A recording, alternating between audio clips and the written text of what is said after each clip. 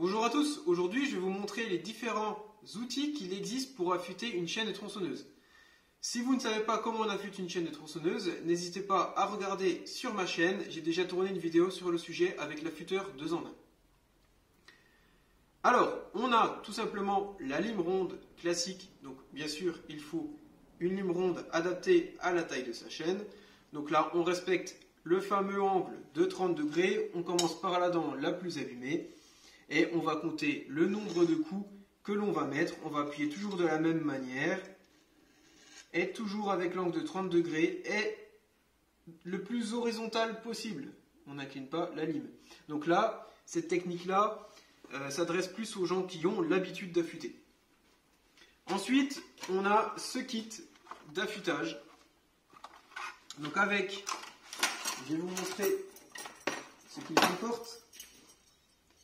Un porte-lime. Donc on va mettre notre lime dessus.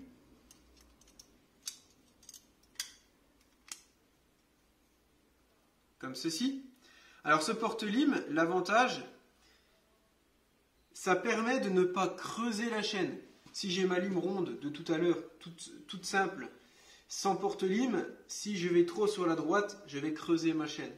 Là, l'avantage, le haut de la dent va être appuyé sur ce porte-lime. Je ne peux pas creuser ma chaîne.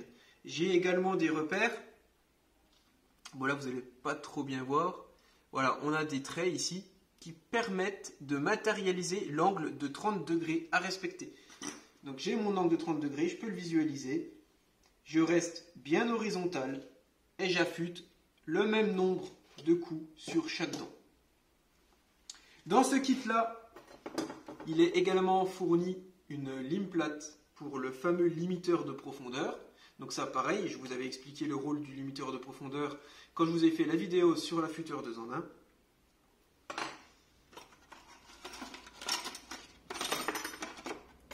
Le gabarit justement pour savoir si le limiteur de profondeur doit être redescendu ou pas. Et on a également cette pièce-là qui est fournie pour pouvoir, une fois qu'on enlève la chaîne, nettoyer le guide à l'intérieur et également vérifier l'usure du guide. Ensuite, on a également cette petite machine. Donc la machine là est intéressante. Pourquoi ? Vous ne pouvez pas en fait creuser la chaîne. Donc une fois qu'on a bien fait le réglage sur la première dent, ensuite, c'est un vrai jeu d'enfant. Donc, on insère une lime ronde de la bonne dimension, toujours pareil.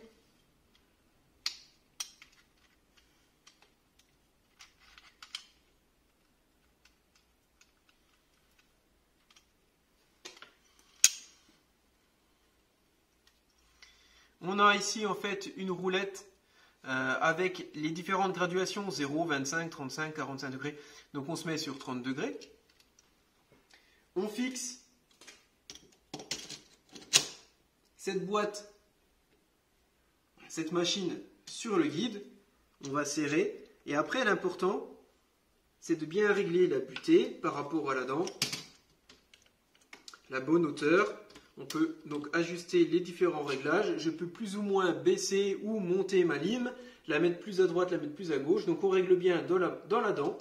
Une fois que la première dent a bien été réglée, donc je peux mettre mes coups, le va-et-vient, je vais compter le nombre de coups, et ensuite je passe sur les autres dents du même sens jusqu'à la butée et je continue. Donc là, c'est bien parce que même ceux qui n'ont pas l'habitude d'affûter arriveront à affûter leur chaîne de tronçonneuse de façon relativement correcte sans avoir spécialement d'expérience là-dedans.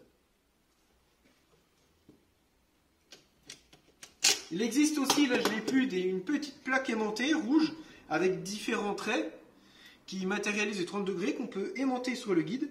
Comme ça vous avez votre repère pour 30 degrés et avec une simple lime ronde comme ça, on a quand même le repère de 30 degrés. Ça peut être un bon complément aussi si on a du mal à visualiser l'angle.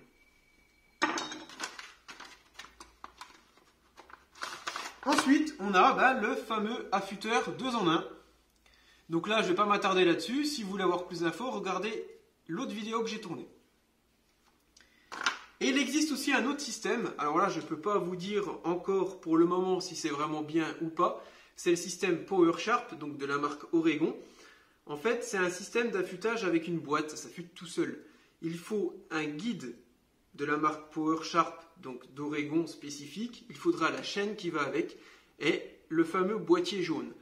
Les dents seront donc d'une forme différente et pour affûter, on va fixer cette boîte jaune au bout du guide. Au bout de la boîte, on a une pierre, on va mettre en route la tronçonneuse, on va mettre plein gaz et on va appuyer cette boîte contre quelque chose, un tronc d'arbre, le sol, peu importe. Et ça va mettre les pierres en contact avec les dents. Quand elles vont tourner, ça va faire des étincelles. On reste plein gaz pendant à peu près 3 à 4 secondes. Et voilà, le tour est joué, votre tronçonneuse est affûtée, la chaîne est affûtée. Alors après, je vous dis, je ne sais pas si c'est bien. Pourquoi? Parce que vu que les dents ont une forme différente, ce ne sont pas des dents fermées comme ça, elles sont beaucoup plus ouvertes, c'est affûté par le dessus. Je ne sais pas si la qualité de coupe est là. J'ai essayé de faire des recherches sur internet. Il y en a qui disent c'est tout bien, il y en a qui disent c'est tout mauvais. Donc après, je ne peux pas trop vous dire. Pour l'instant, je connais personne qui utilise ce système-là en tant que professionnel. Je sais qu'il y en a, ça c'est clair, mais en tout cas moi dans mon entourage, je n'ai pas encore vu. Je pense que je vais essayer de commander ce kit-là pour le tester et vous faire un retour par la suite. C'est vrai que ça peut être intéressant parce qu'en quelques secondes, votre chaîne est affûtée, que vous soyez n'importe où, en forêt ou dans l'arbre, où il n'y a aucun souci pour l'affûter, c'est très pratique. Le seul petit inconvénient aussi, c'est que les pierres, faut les rechanger régulièrement, la chaîne aussi, ça s'use beaucoup plus vite. Donc ça revient quand même plus cher que d'investir dans un affûteur 2 en 1. Alors, il existe aussi un autre matériel, c'est l'affûteuse électrique. Donc là, je ne l'ai pas, je ne peux pas vous la montrer. On démonte la chaîne et c'est une machine avec un disque. Pareil, on a l'angle de 30 degrés qui est respecté. On met la chaîne autour. On a différentes épaisseurs de disques selon les chaînes qu'on a. On met le bon disque pour la bonne chaîne. On met la chaîne en place. On fait baisser le disque et ça va affûter l'intérieur des dents. Et là, ça va très très vite.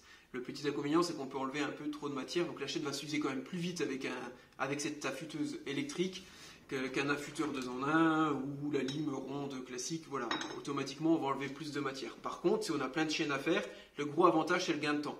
Souvent, dans les magasins de motoculture, je sais qu'ils font cette méthode-là, parce que ça va vraiment très très vite. Donc voilà pour la présentation des différents outils qu'il existe pour affûter sa chaîne de tronçonneuse.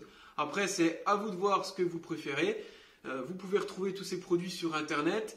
Les prix varient, donc ça dépend de la marque que l'on achète. Mais par exemple, ce type-là d'affûteuse manuelle, on peut le trouver de souvenir une trentaine d'euros. Un affûteur 2 en 1, c'est à peu près une quarantaine d'euros. Le kit d'affûtage, c'est peut-être 20 euros. Voilà, c'est pas non plus très onéreux. Après, c'est sûr que si on part sur une affûteuse électrique, donc avec le fameux disque, là souvent c'est une centaine d'euros, mais si vous avez plein de chaînes à faire, ça peut être intéressant. Sinon, si vous avez qu'une tronçonneuse à la maison, perso, ça sert à rien d'investir là-dedans. Et le système PowerSharp peut être pas mal, même si vous avez qu'une seule tronçonneuse, que vous coupez pas des masses.